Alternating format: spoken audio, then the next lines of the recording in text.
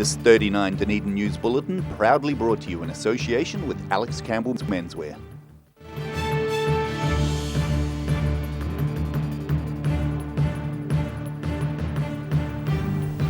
Tonight on 39 Dunedin News, a step in the right direction for the development of a treatment for diabetes. The University of Otago is putting the spotlight on how to live more sustainably. And we hear the outcome of today's Southland Otago Police Force rugby match held in Dunedin.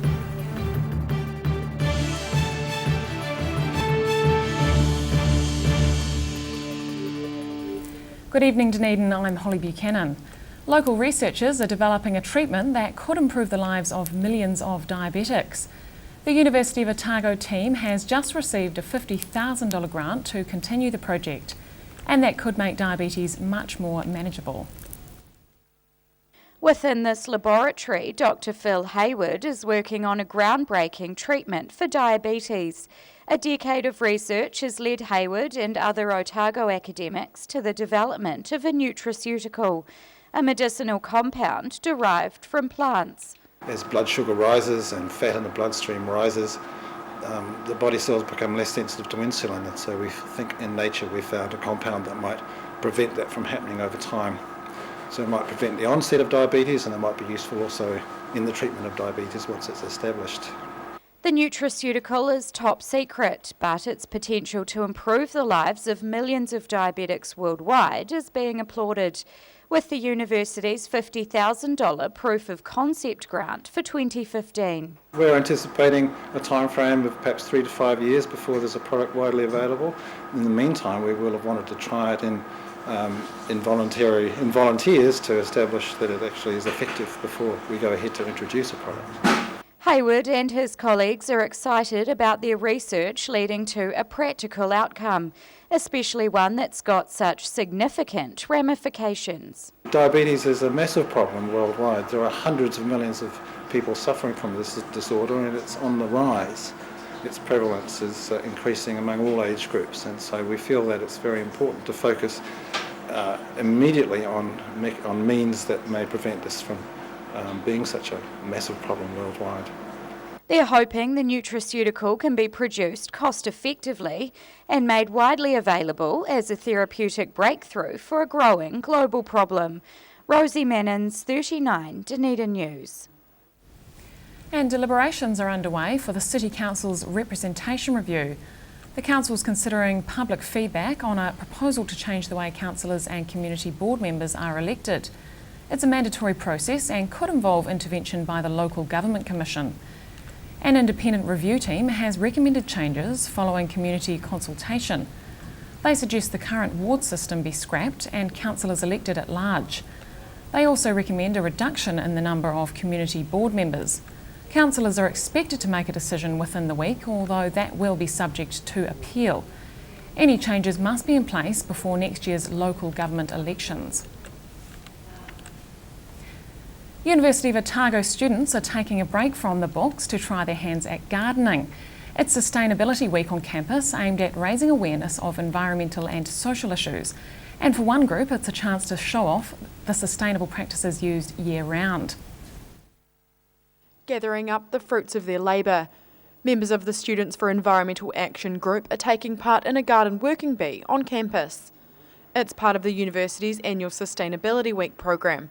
And Group President Lizzie Sharp says she's seeing more and more students become environmentally aware and turning that interest into action. There's a lot more word out on the street about growing your own produce and getting involved with clubs like Students for Environmental Action. So our numbers have been steadily increasing over the last year, which is awesome. During the week, the group is also holding a workshop to encourage people to ditch plastic and sew their own tote bags, giving people a small, easy way to make a difference, which Sharp hopes kickstarts a further interest in making sustainable choices. Personally, I think every week should be Sustainability Week, but for the general public, I think it's a great opportunity to spread the word and encourage everyone just to do their part, because of course every bit counts when we're trying to help Mother Earth and surviving and making her as healthy as possible. For these volunteers, their work isn't limited to just 1 week of the year, with twice weekly working bees to maintain the garden.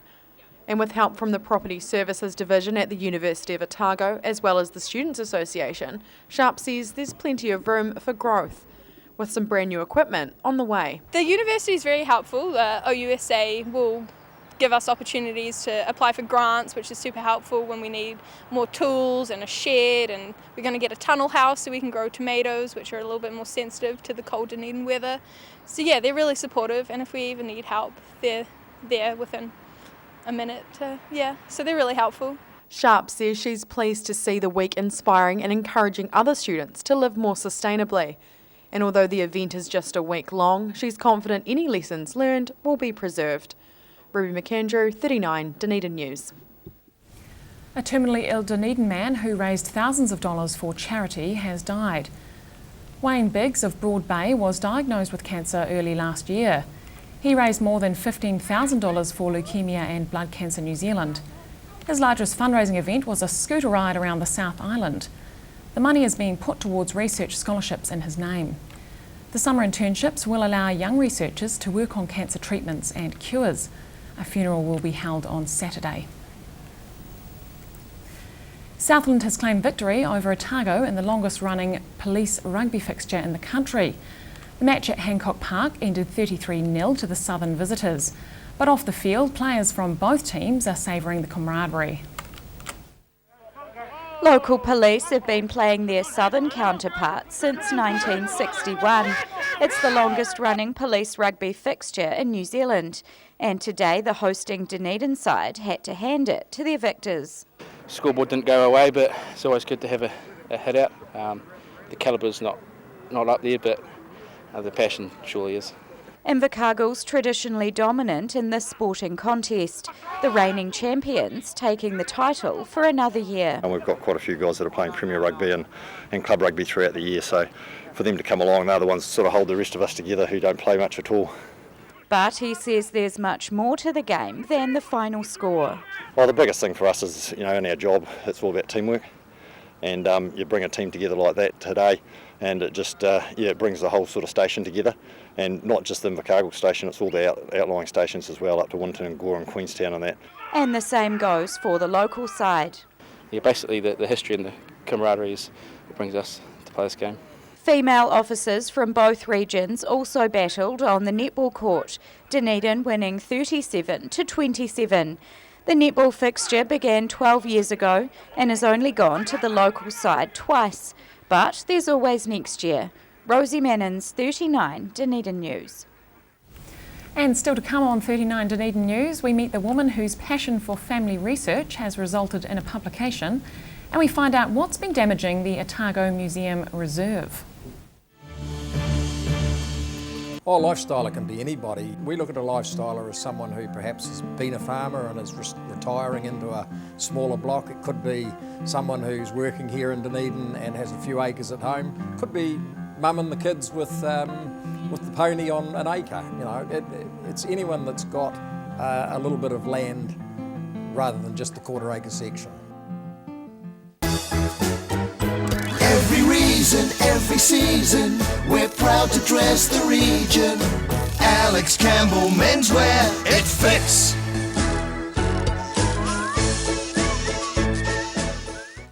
Hi, I'm Mike Kernahan, Chief Executive of the Cancer Society at Otago and Southland Division. On 28th of August, we celebrate 25 years of Daffodil Day. Daffodil Day helps us provide care, comfort and hope to people who have a cancer diagnosis and their families. It helps us run health promotion programs so there might be less cancer in the future, and it funds vital cancer research. So please give generously this Daffodil Day. Text HOPE to 469 to donate $3 or visit daffodilday.org.nz and help us make this Daffodil Day the biggest and best yet.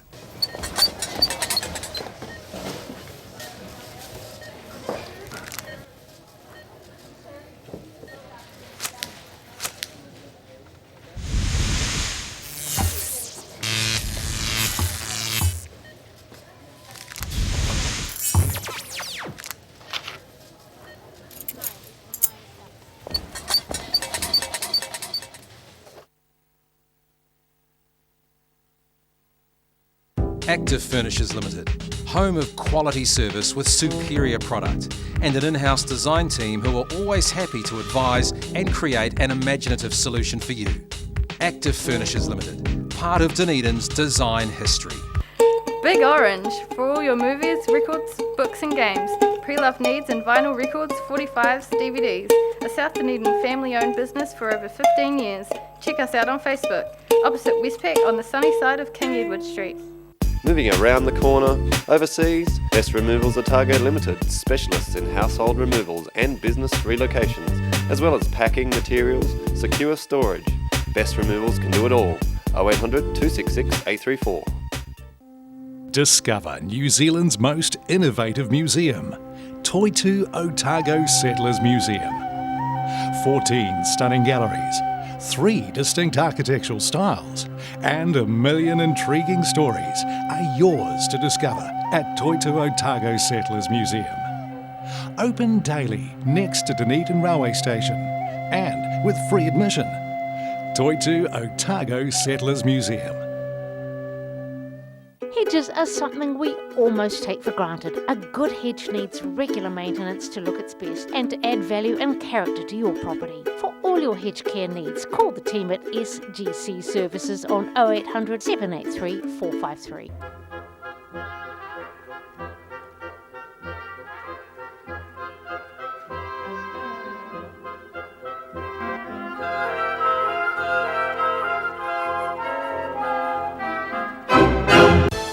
And 28 tracks, dynamic automation, dual faders, and totally digital. This is state-of-the-art music production. The SSL Digital Console. You'll find one in the BBC studios in London, another at CBS studios in New York, and now one at the University of Otago. It's a good reason why our sound now sounds even better. My name is Maddie Parkins Craig, and this is my place in the world. Take your place in the world. Welcome back. The dairy downturn is resulting in a quarterly fall of the producer price index. Statistics New Zealand's latest data shows the index fell slightly in the June quarter. That's being attributed to lower farmgate milk prices. Dairy cattle farming is down 5.5% and dairy product manufacturing has fallen almost as much. Prices for electricity and gas supply have also dropped. The reduction is influenced by higher lake levels and low wholesale spot prices. And on that note, let's take a look at today's financials.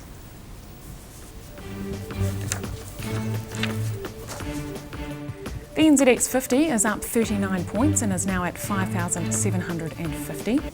The Nikkei is down 283 points.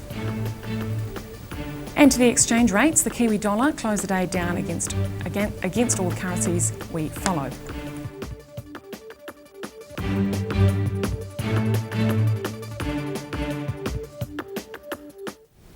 A local woman's family research has ended in her publishing a book. Mosgiel resident Judy Nonk says the project has brought her relatives closer together, and she's here to tell us all about it. Good evening, Judy. Good evening. So firstly, tell us, when did you start researching your family? Goes back quite a way, actually. My brother has been doing family trees for years, and I was in England in 2003 and followed up on a few links, and it sort of got me moving. I did my mother's story first, and this New Stub one has just been the last maybe 6 years. So tell us, what prompted you to begin all this in the first place? Actually, my older sister was probably the major prompt for my mother's story. She suggested that she had an interesting life, our mum, and that it would be interesting to record it, which I did, and then the other book just sort of grew from there. And how hard was it to find all this information about your relatives? Quite difficult, although the earlier stuff was easier to locate than the later one. The present generations aren't so very interested, although I had an exciting find tonight when I arrived that one of your people here, actually her grandmother was a New Stub, so that's something I hadn't, she's not in the book. I'll have to rectify that. Well, it's fantastic. And where were your family members based? Where did you find? Well, Thomas New Stub was the original one from England. He arrived in 1849 in the Mary, and they were based in the harbour. He came to Port Chalmers and settled there, and they lived and worked on the harbour. Well, some of the generations are still there. Fascinating. What other interesting things have you learnt about your family members? One of the interesting threads that's come through it all is the engineering and the merchant navy thread. A lot of the members of the family came through very interested in building and engineering, and then the other thread was the World Wars. We had 15 members of the family served in both World Wars, and only one died. The rest came back, so that was quite exciting to find that out. Wow, eh? And did you always intend to publish a book? How did that come about? Well, I've always been interested in writing, and as an ex-primary school teacher, I've always wanted to write, and this was just a sort of an offshoot of other stuff that I've done. And tell us, how exactly has this process brought your family closer together? Well, we've found all sorts of connections. The English connection was marvellous to find those people, and I spent two times I've been to England and stayed extensively with family there and been shown around all the original places where my great-grandfather was born and all these sorts of places. And then locally, we just seem to have come closer together. I've met lots of cousins and second and third and fourth cousins that I hadn't met before, and it's been really great. Wow, eh? And I understand you've written other books. Can you tell us a bit about that? Well, I always had an itch to write children's books, and so I produced a junior novel called Trapped, and in 1998 it was awarded the New Zealand Post Awards Best First Book, so that was a real thrill. And I've had I've got one other children's book published and a couple of others in the pipeline, but that's another story.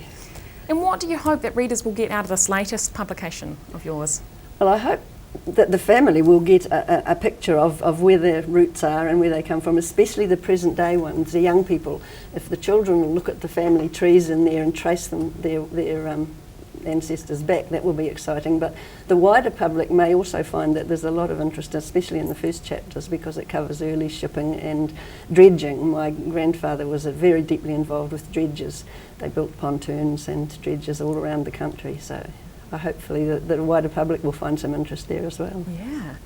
And for people sitting at home, what advice would you give them if they want to look into their own family tree? Well, first I'd say join a genealogy group, because they're incredibly supportive and helpful, and they have access to a lot of resources that I found not so easily available. But the internet is the most amazing thing. You can find an awful lot out on that these days, and Papers Past was the other major resource I gained a lot from. So join a group. Good advice. Judy Knox, Dunedin author, thanks for your time. Thank you, welcome. After the break on 39 Dunedin News, concern regarding damage to the Otago Museum Reserve by mobile traders, and we hear about a grant towards Mosgill's distinctive welcome sign. Sir Bob Charles, New Zealand's greatest golfer and still going strong. I'm sure that Sportsville was a contributing factor to my success, and I'll continue to use it. Sir Bob Charles Sportsville, a product so good he puts his name to it. Well, I believe Sportsville helps maintain your quality of life. Now being used by active men and women globally to support strength and mobility. It works for me. Sir Bob Charles Sportsville in the new all-black pack. Call now for the Sportsville special, 0800 502 402.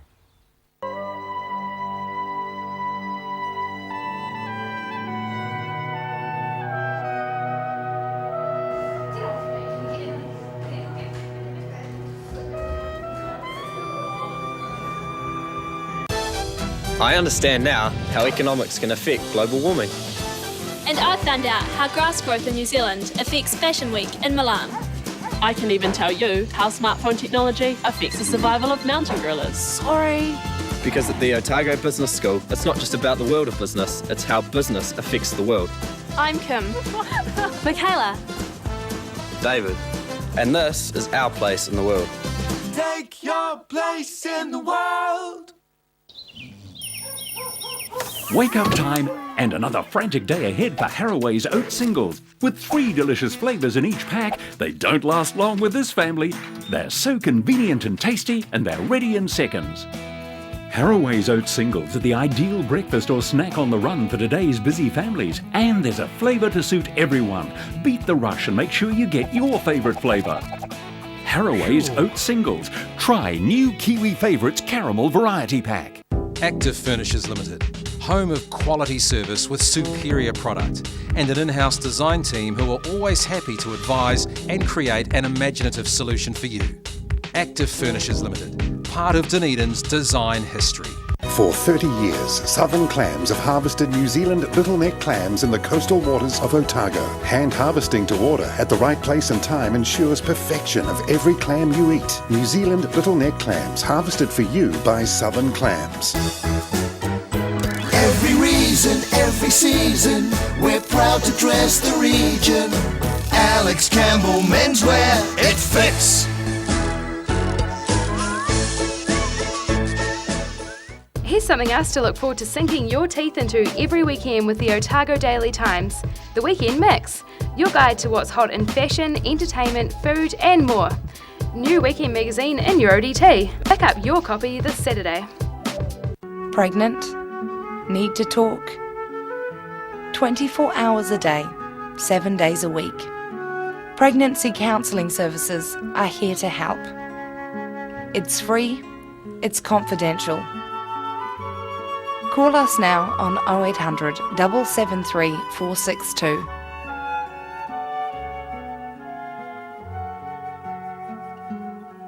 A lifestyler to me is a person maybe wanting to escape the hustle and bustle of a big city, wanting some animals, maybe able to grow their own veggies, have chickens, get their own hens. A lifestyle block can be your supermarket. Just a good way of living, and a lot of people enjoy that rather than being in a city. A very sustainable way to live.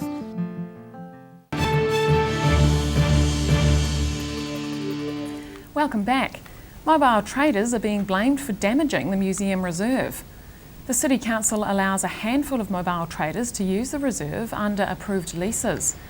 Traders are also able to sell from parts of the Octagon and the Exchange, but there's concern about the museum reserve being damaged. Otago Museum Director Ian Griffin has taken to social media to highlight the issue. He tweeted a picture of tyre marks at the reserve, saying he's disappointed in the state of the ground. He says having mobile traders on site is mostly a positive thing. There's been public opposition to the council's mobile trading bylaw in recent years. The Rotary Club of Mosgiel has secured a small amount of funding to protect the town's distinctive welcome sign. The club wants to extend a fence around the sign and replace padlocks on gates. It follows 2 attacks by vandals in the last year. Club Director David Brown asked the Mosgiel Tairi Community Board to help with project costs. He was granted $1,800, just over half the total expense. Club members will fundraise the rest. The Mosgiel sign is almost 30 years old and can be seen from State Highway 1. Concerned St Clair residents are urging the City Council to undertake immediate work to prevent further beach erosion. They say sand dunes are receding at an alarming rate, threatening nearby properties. So our Word on the Street team asked members of the public if they think more needs to be done to prevent erosion at St Clair. Definitely, I think it's like a landscape that's treasured here and people come here to see the Esplanade and stuff, so we should look after it while we still can. Well, I'd just like to see it that it's fixed properly and because I think it's just crazy the money they're spending, you know, and then keep repairing it. Yeah, definitely. I think if the beach is like eroding, it has been for like a long time, council should definitely get onto it and do something. Yeah, I reckon it's probably a good idea, right? Anything in particular? I reckon that replanting of, local fauna and stuff would probably be quite useful. Yes, I think there needs to be more done, but I don't know what. I don't think we can fight nature either. Yeah, especially like after the floods, I've noticed when I went to the beach it's looking terrible, so I'd say so. Yeah, I think it should. They've left it way too long and it's just getting worse and worse, so they should have fixed it in the first place rather than just leaving it as it is. It's getting worse. It's screwed for the summer now, so that's not good. I don't know too much about it, so yeah. Yeah, definitely, but it's quite a natural thing, so I don't know if we can really do like a whole lot to fix it. But yeah, definitely, it's a nice place. And now recapping tonight's top stories on 39 Dunedin News.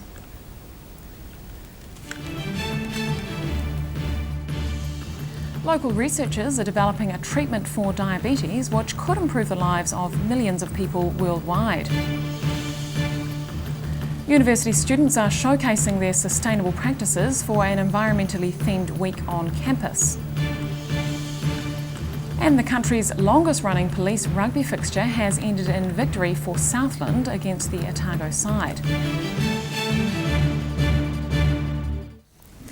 And now a look at what's happening in tomorrow's ODT. Welcome, Barry Stewart. Hello, Holly. A drugs case in Queenstown has been thrown out with the judge critical of police performance. Natural History New Zealand is hoping to make, or is in talks to make more TV programs for China, children's programs. So a massive audience for that lot. Dunedin providers have hit back, following the story in the newspaper this morning, hit back at claims that accommodation in the city is poor, and if you are in this way inclined to go and take photographs of iconic Dunedin landmarks, well, this summer could be your last chance to get out at St Clair and take a photo of the poles, because they are disappearing. And in sport, we have a big Winter Games preview which starts this weekend. That's tomorrow's ODT. Yep. Thank you, Barry. Thank you. And time now for a look at local weather. This local weather report proudly brought to you in association with Silberhorn Sportsville. Starting with today's city view, looking towards Roslyn from Mornington Park. Around the city today, the central city recorded 12 degrees, 11 at the Gardens and 11 degrees out on the Taieri. Looking at the situation, a cold front has been moving over the country today with cooler southwesterly airflow. To the forecast for the main towns in the lower South Island for tomorrow, in Invercargill, Gore and Tiana, moderate sou'westers, mostly fine and 11. Alexandra, moderate sou'westers, fine and 12. Queenstown and Oamaru, moderate sou'westers, mostly fine and 12. Wanaka, moderate sou'westers, fine and 12. Twizel, moderate sou'westers, fine and 11. Here in Dunedin tonight, showers clearing and a low of 5. Tomorrow it'll be mostly fine and sunny with moderate cold sou'westers and a high of 10. And on Friday, sunny with light winds, high of 11 and a low of 3. And finally to the Southern Clams tidal and fishing information. High tide tomorrow morning is at 7:21 a.m. and low tide follows at 2:04 p.m. Fishing conditions are good and best at 4:30 p.m. And that's our local news for tonight. On behalf of the 39 Dunedin News team, good night.